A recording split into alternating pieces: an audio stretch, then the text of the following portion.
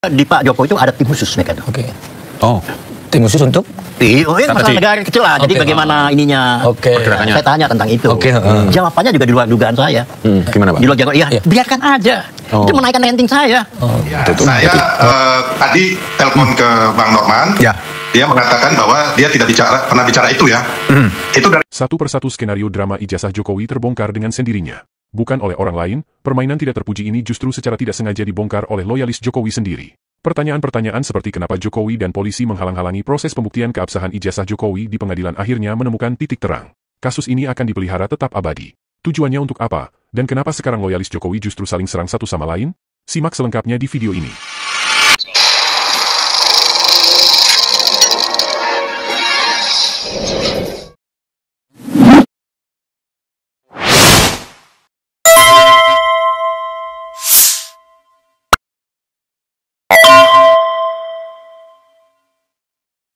Channel yang prihatin dengan nasib anak bangsa, bertahun-tahun menghabiskan waktu duduk di bangku kuliah, menimba ilmu namun kalah bersaing dengan tim sukses, yang mendapatkan jabatan empuk hanya dengan modal berkoar-koar di media membenarkan apapun yang dilakukan junjungannya.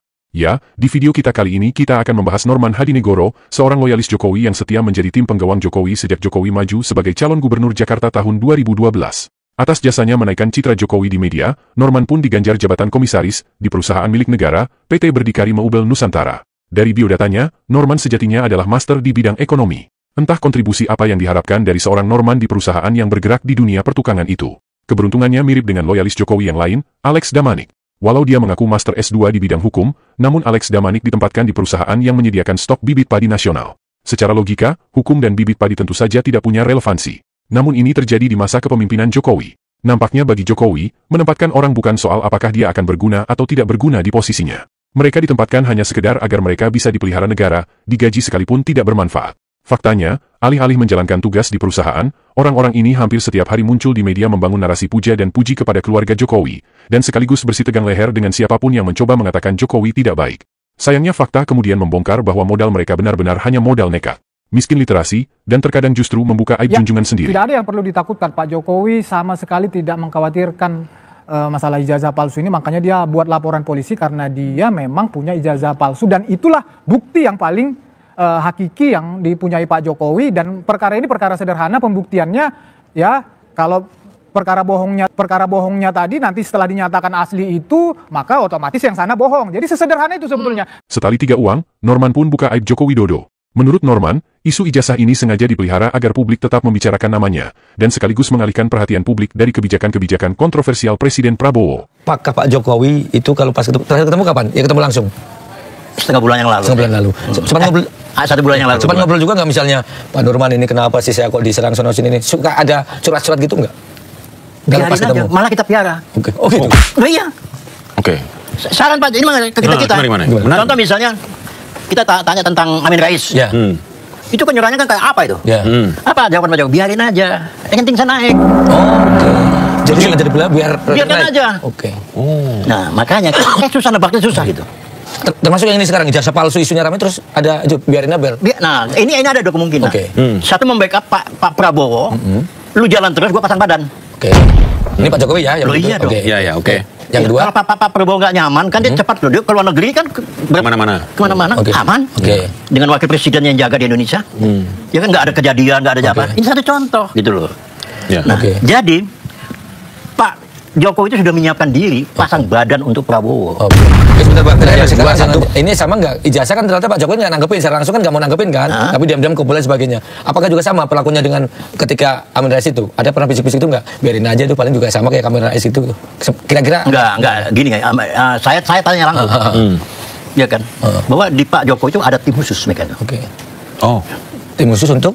Masalah negara kecil lah. Jadi bagaimana ininya? Pergerakannya. Saya tanya tentang itu. Jawabannya juga di luar dugaan saya. Gimana Pak? Di luar dugaan, biarkan aja. Itu menaikkan rating saya. Tuh, berarti. Oke. Tidak ada konsultannya yang membahas khusus. Sudah lah. Ini sudah. Berarti di maintenance ya? Wow. Makanya ini ya benar kalau sampai 2029 nggak hilang dong nih. Apanya? Ya isu ini karena kan ada tim yang mengelola itu kan. Ada begini, ini negara ya. Kadang-kadang kalau nggak ada isu, dibikin isu lah. Iya. Lu punya gawe nih. Fakta ini tentu mengejutkan kita semua. Hanya demi meningkatkan popularitas, Jokowi dan polisi sepakat tidak meningkatkan laporan tim pembela ulama dan aktivis terkait pelaporan ijazah palsu ke persidangan hanya agar isu ini tetap awet terpelihara. Berbagai pengamat hukum sepakat bahwa ijazah ini hanya bisa diselesaikan di pengadilan. Mantan Wakil Kapolri Uwe Groseno bahkan menuding Bareskrim telah menyalahi aturan dengan menghentikan penyelidikan ijazah palsu tanpa melalui proses persidangan. Dan disinilah mata publik terbuka. Bukan dari ornak lain, tim Jokowi sendiri tanpa sadar membuka aib besar ini. Selama ini Jokowi sukses meningkatkan popularitas melalui sebuah tim yang memang bertugas khusus menciptakan isu di tengah masyarakat. Mirisnya, tim ini hidup dan dibiayai oleh negara. Mereka digaji dengan uang APBN, namun bekerja untuk kepentingan pribadi satu keluarga. Menanggapi hal itu, seorang loyalis Jokowi lain buru-buru melakukan klarifikasi. Kepada media, Sylvester membantah adanya tim khusus itu. Sylvester yang diangkat sebagai komisaris BUMN PT ID Food pada Maret tahun 2025, nampaknya takut jika aib mereka terbongkar. Adalah hal yang sangat mengerikan jika sekelompok orang mendapatkan fasilitas dari negara, mendapatkan gaji dan tunjangan ratusan juta setiap bulan dari negara, namun pekerjaan mereka hanya menjadi pembela satu keluarga, bukan pembela bangsa dan negara, yaitu negara yang memberikan mereka pekerjaan.